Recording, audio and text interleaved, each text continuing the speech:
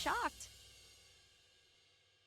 What's up, Renegades? I'm Lupine Fiasco, this is Daily Fab Gameplay, and it's time for a belated review of the second batch of the Hunted spoilers and how they might play in Fi. Better late than never, right? I've been spending a lot more time playing Flesh and Blood than I usually do, and a lot of that has been in person, and I apologize for letting the channel lapse into bi-weekly Fab Gameplay. I plan to return to my normal posting schedule after calling Portland, so bear with me until then. To make sure you don't miss any of that action, I recommend subscribing to my channel. You can also follow me on Blue Sky, join my Discord, and check out my Patreon for exclusive bonus content that never takes a week off. Links to those socials are in the video description below. 2 hours after I finished recording and editing my last spoiler review, Legend Story Studios surprised me with a second batch of spoilers. The timing may not have been great, but I won't complain about the opportunity to review more cards with you all.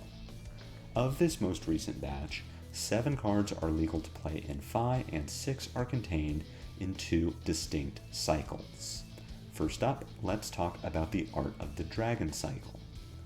Following Art of the Dragon Blood, which incidentally is confirmed to be a majestic and therefore only available in red, are Art of the Dragon Claw, Fire, and Scale. Each of these 3 cards is a red ninja attack action that costs 1 to play, attacks for 5, blocks for 3, and has an effect if it is draconic when it attacks. Art of the Dragon Claw reads, quote, "When this attacks, if it is draconic, it gets, when this hits a hero, destroy all cards in their arsenal," unquote.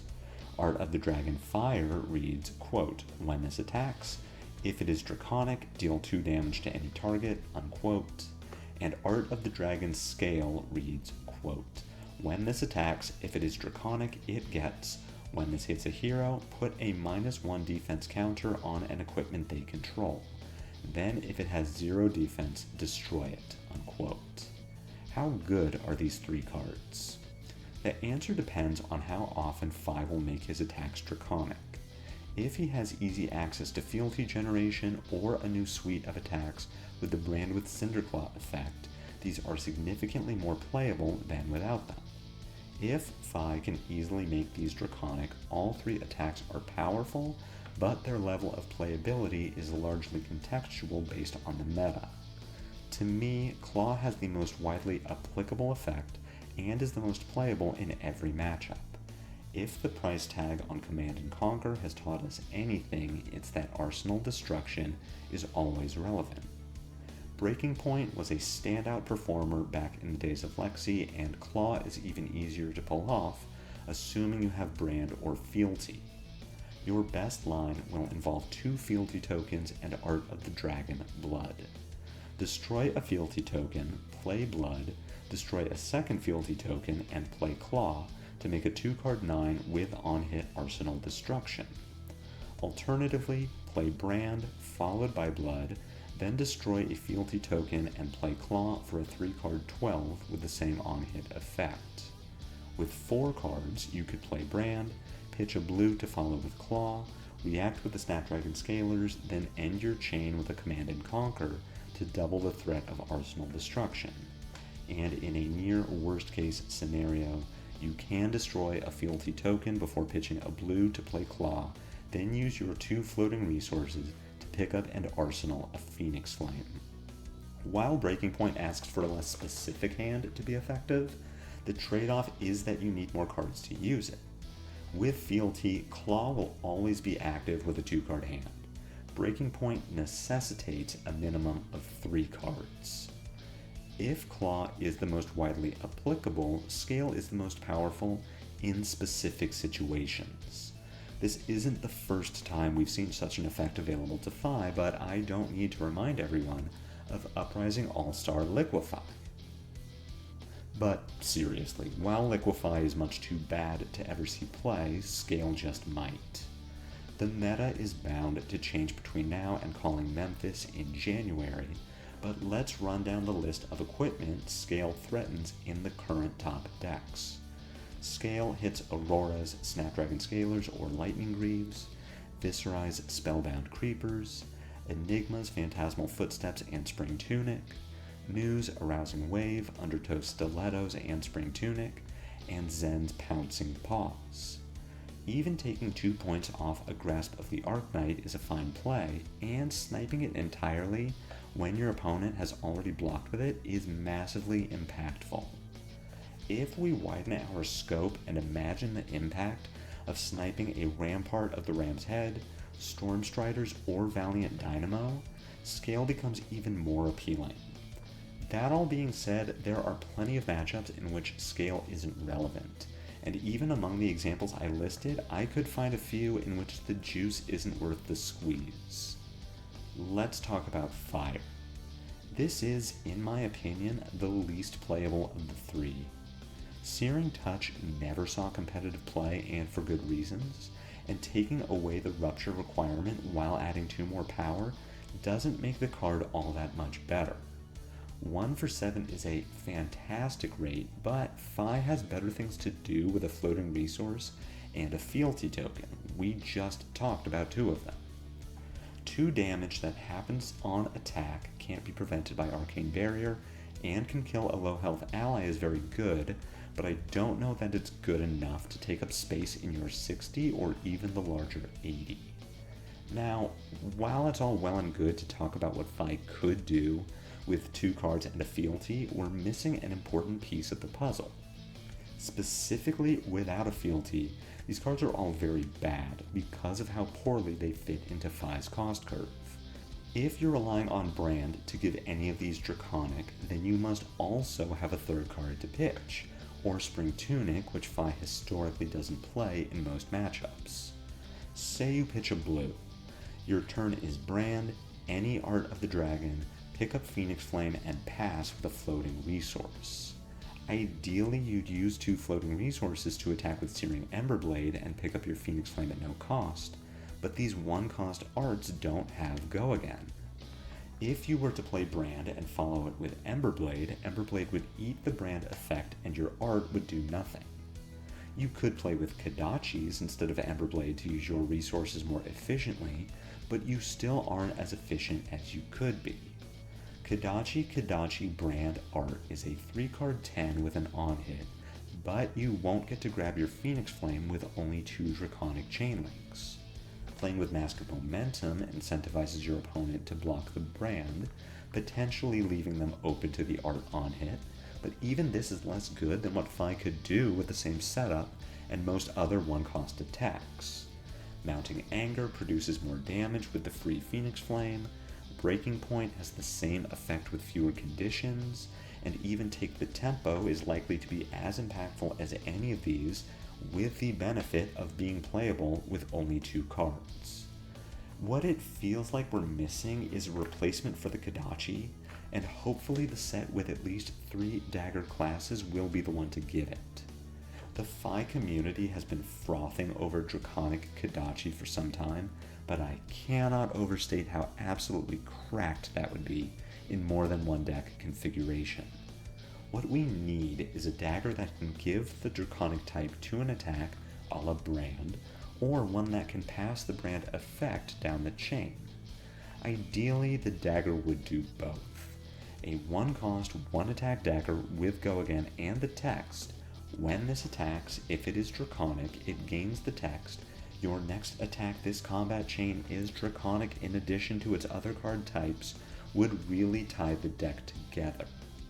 To be honest, even that would present some logistical problems when trying to work in a Phoenix Flame to the line, but it would be better than what we have now. I am tentatively excited about Claw and Scale, but it'll take a better deck builder than me to crack them. Let's turn our attention to the other spoiled cycle of 5 playable cards, for the Dracai, for the Emperor, and for the Realm. Each of these 3 cards is a red Draconic attack action that blocks 3 and has the text, quote, "When this attacks a marked hero, create a fealty token," unquote. For the Dracai, costs 0 and has 4 power. For the Emperor, costs 1 and has 5 power. and for the realm costs 2 and has 6 power. If the art of the dragon cycle feels underwhelming because of Phi's potential lack of fealty, Dracai, Emperor, and Realm are even more restrictive. As of now, we only know of 2 ways to mark a hero: Long Whisker Loyalty and Proclaim Vengeance, and neither is playable. One is Warrior card, and the other clearly begins and ends in limited play. We don't know yet if Phi will be able to mark a hero, or if marking them will advance his game plan outside of these 3 attacks. For example, a Draconic Head Jab that marks on hit would be playable on its own, while also opening the door for these. Additionally, and more condemning, none of these attacks have Go Again. Phi has never hurt for lack of strong finishers, Lava Burst, Salt the Wound, and Snatch being the best of them, and adding more attacks without Go Again to his deck will only make him clunky. Of these 3, Dracai is the only one I would consider in a vacuum, albeit a vacuum where I can consistently mark a hero. Draconic Wounding Blow with an on-attack effect that actively benefits me is very strong, especially when we consider all the lines that having a fealty or 2 can enable. The issue is in how infrequently we can give this Go Again. Soaring Strike would be a good option, except that Marked goes away on hit. Without a way to consistently apply Marked, our only competitive options are Razor Reflex and Snapdragon Scalers.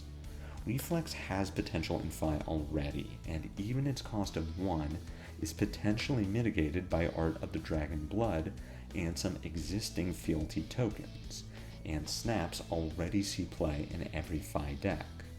That said, we already have better, more consistent options without the hoops. I won't say that this cycle is bad, but its viability is unknown. We cannot assess how important these cards will be for Phi until we know more about Marked, but at the very least we can keep an eye on these. Finally, we have Blood Runs Deep. This is a red Draconic Ninja attack action that costs 2, attacks for 2, blocks for 3, and reads, quote, "This costs 1 resource less to play for each Draconic chain link you control. When this attacks a hero, each dagger you control deals 1 damage to them. If damage is dealt this way, the dagger has hit, destroy the daggers. Go again," unquote. Very cool card, very reminiscent of Bleed Out, clearly not meant for Phi. Now, maybe there is a Dagger Phi build somewhere in the hunt that needs a finisher like what we see here, but what feels more likely is that this is meant to be played by Syndra, whose 2 pieces of hero art show that she clearly has an affinity for sharp-pointed objects.